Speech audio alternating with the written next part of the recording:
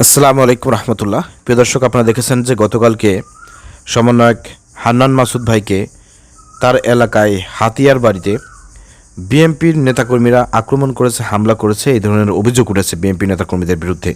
এবং হান্নান মাসুদ ভাইয়ের ফেসবুক পোস্টে এবং লাইভে আমরা এই ধরনের মন্তব্য দেখেছি এবং তিনি নিজে পোস্ট করেছেন যে হান্নান মাসুদের উপরে স্থানীয় বিএনপির নেতাকর্মীরা তার উপর হামলা চালিয়েছে। এই হামলার তীব্র নিন্দা এবং প্রতিবাদ জানাচ্ছি। প্রিয় দর্শক, এই হামলাকে কেন্দ্র করে সমন্বয়ক সার্জিস আলম তিনি কিছু বার্তা দিয়েছেন। আমি সেই বার্তাটা আপনাদেরকে একটু পড়ে শোনাচ্ছি। যারা আপনারা ভিডিওটি ওপেন করেছেন সর্বশেষ পর্যন্ত দেখবেন, ঠিক আছে? ভিডিও শেয়ার করে দেবেন।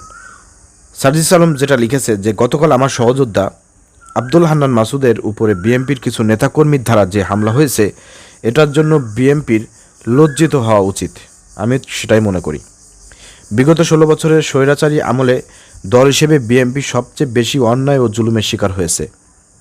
অতঃপর হান্নান মাসুদের মতো কিছু আকুতভয় আপোষহীন সাহসী তরুণদের হাত ধরে ছাত্র জনতার ঐক্যবদ্ধ প্রচেষ্টায় বিএনপি সহ বাংলাদেশের রাজনৈতিক দলগুলো সেই স্বৈরাচারী দুঃশাসন থেকে মুক্তি পেয়েছে। এই কৃতজ্ঞতা বোধটুকু বিএনপি সহ অন্যান্য রাজনৈতিক দলের সবসময় থাকা উচিত। বাস্তব কথা এটা। বিএনপি যেসব নেতাকর্মীরা আজকে হান্নান মাসুদের উপরে যে হামলা করলেন, আপনাদের লজ্জা হওয়া উচিত ছিল। আপনারা কি ভুল করলেন? যারা আজকে আপনারা যে গর্ত থেকে বের হয়ে এসেছেন, কাদের জন্য এসেছেন? এইসব হান্নান মাসুদদের কারণে। তাদের আকুতভয় এবং মাঠে ময়দানের সংগ্রাম, টিকে থাকা, রাস্তায় নামা, 5 আগস্ট তৈরি করা,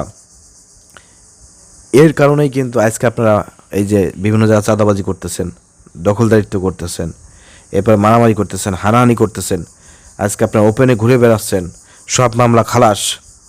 আপনাদের খালেদা যে মুক্তি পেয়েছে, লন্ডনে চিকিৎসা নিচ্ছেন, তারেক রহমান সব মামলা থেকে খালাস, বিএনপি সব মামলা শেষ। কার জন্য হয়েছে? কাদের জন্য হয়েছে? যাদের অবদানের কারণে এটা হলো, যারা মেন ভূমিকা রেখেছে, তাদেরকে আপনারা মারধর করেন। আপনারা কি আসলে মানুষের কাতারে আছেন নাকি অমানুষ হয়ে গিয়েছেন? আপনাদের বিবেক বুদ্ধি কোথায় গিয়ে দাঁড়িয়েছে, এটা একটু চিন্তা করার বিষয়। তারেক রহমানের উচিত এই জায়গা যারা হামলায় জড়িত ছিল তাদের সবাইকে বহিষ্কার করে দল থেকে লাথি মেরে বের করে দিয়ে দাও। আচ্ছা, এই মুহূর্তে বিএনপি বাংলাদেশের সবচেয়ে বড় রাজনৈতিক দল।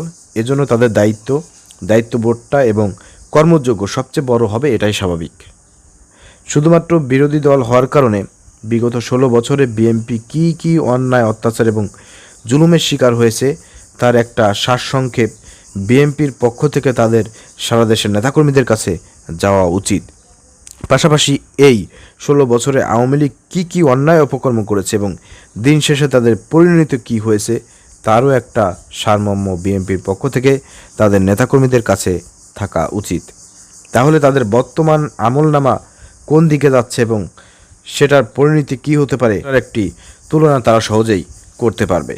কারণ আজকে থেকে 1 যুগ আগের রাজনৈতিক পরিবেশের দিক থেকে বাংলাদেশ যে জায়গায় ছিল এখন সেই জায়গায় নেই। যেটা হতে এক সময় 15 বছর লাগতো, এখন সেটা হতে এখন 5 বছর লাগবে কিনা সন্দেহ। এই জেনারেশন এখনও সজাগ, রাজনৈতিকভাবে সচেতন এবং সক্রিয়। তাই বিএনপির সহযোদ্ধাদের পরামর্শ থাকবে এই সময় আর জেনারেশনটাকে আর একটু সিরিয়াসলি নেবেন। আর যারা সন্ত্রাসী কায়দায় অভ্যুত্থানের অন্যতম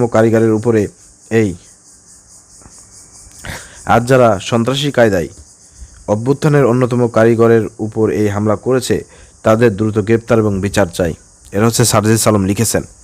তো এটাই আসলে বিএনপিকে মনে করিয়ে দিয়েছে সার্জিস আলম এবং তার এই পোস্টটি ব্যাপক পরিমাণ ভাইরাল। আমি আপনাদেরকে অনুরোধ করব তার এই মেসেজগুলো আপনারা শেয়ার করে সবার মধ্যে ছড়িয়ে দেন। দেখেন, বিএনপির নেতাকর্মীরা কিন্তু আজকে তালমাতাল। সারা বাংলাদেশে গত 15 বছর ধরে আওয়ামী লীগ ছাত্রলীগ যেটা করেছে, এখন বিএনপির নেতাকর্মীরা খাই ভাব তাদের মধ্যে। সবার কথা বলতেছি না, যারা এই অপকর্মগুলো করতেছে বিএনপির নাম নিয়ে অথবা পদ ধারণ করে, তাদের বিরুদ্ধে দল থেকে বিএনপির পক্ষ থেকে কঠোর ব্যবস্থা গ্রহণ করা দরকার এবং পুলিশ প্রশাসনকে সহযোগিতা করে তাদেরকে গ্রেপ্তার মাধ্যমে তাদেরকে শাস্তির আওতায় আনা দরকার। কারণ ওই সব ব্যক্তিদের কারণেই, ওই সব দুষ্কৃতিকারী সন্ত্রাসীদের কারণেই বিএনপির কিন্তু নাম খারাপ হচ্ছে। এখানে যে হান্নান মাসুদ ভাই তিনি এলাকায় গিয়েছিলেন, এলাকায় যাওয়ার পরে এলাকায় গিয়ে তিনি একটা বক্তব্য বলেছিলেন যে আমাকে পুলিশ প্রশাসন বিভিন্ন রকমের আইন শৃঙ্খলা বাহিনী বলেছেন যে আপনি এলাকায় যায়েন না, ওখানে নিরাপদ না আপনি। তারপর হান্নান মাসুদ কিন্তু এলাকায় এসেছে এবং সেখানে তিনি বক্তব্য রেখেছেন, বলেছেন যে আমি তাদেরকে বলেছি যে এলাকাবাসী আমাকে মানে নিরাপত্তা দেবে, কিন্তু দেখেন সেই নিরাপত্তা কিন্তু এলাকাবাসী হান্নান মাসুদকে দিতে পারে নাই। এর মধ্যেই কিন্তু বিএনপির সন্ত্রাসীরা তার উপর হামলা করে বসেছে। তো কি বলবো, নিজ এলাকায় যদি সমন্বয়করা এইভাবে নিরাপত্তাহীনতায় ভোগে, আর আমি সবসময় প্রথম থেকে বলেছি যেহেতু এই নতুন বাংলাদেশ তৈরিতে সমন্বয়কদের ভূমিকা সবচাইতে বড় এবং তারা জাতিকে ঐক্যবদ্ধ করে কিন্তু এই 5 আগস্ট ঘটিয়েছেন এবং হাসিনা সরকারের পতন ঘটিয়েছেন। অতএব সমন্বয়করা যেখানে যাবেন, যে দলই করুক না কেন, এই বর্তমান এই অন্তর্বর্তীকালীন সরকার যেহেতু সমন্বয়কদের ধারাই তৈরি হয়েছে, অতএব সরকারের উচিত সমন্বয়কদেরকে সর্বোচ্চ নিরাপত্তা দিয়ে তারা কোথায় যাচ্ছে, কিভাবে যাচ্ছে, আপনার যে প্রোগ্রামে যাক না কেন পুলিশ প্রশাসন তাদের প্রোটেকশনে থাকবে, এটার পক্ষে কিন্তু আমি সবসময় কথা বলে আসতেছি।